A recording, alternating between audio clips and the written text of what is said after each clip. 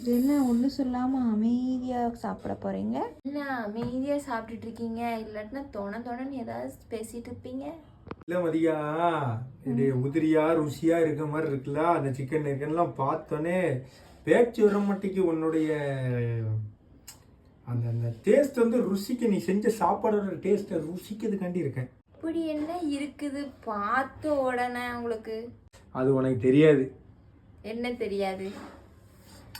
இல்ல பார்த்தோன்னு எப்பொழுதும் செய்யறது தான். புதுசா அது என்ன பார்த்தோன்னா எனக்கு புரியல.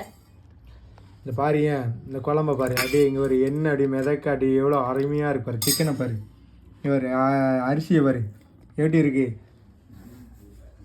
பார்க்க நல்லா தான் இருக்கு. டேஸ்ட் பண்ணி பார்த்து சொல்லுங்க எப்படி இருக்குன்ட்டு. டேஸ்ட்டு தானே முக்கியம். டேஸ்ட்டு தான் முக்கியம். யாரும் இல்லைன்னு சொன்னா ஒரு ஊற்று தான்.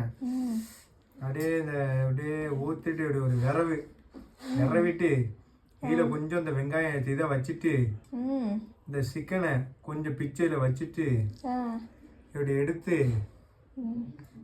பிஸ்மிலான்னு சொல்லிட்டு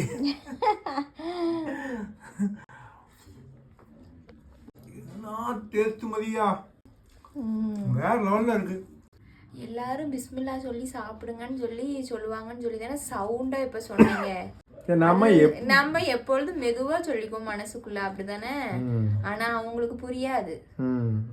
அதனால நீங்க சவுண்டா சொல்லி காமிச்சிருக்கீங்க, அப்படிதானே?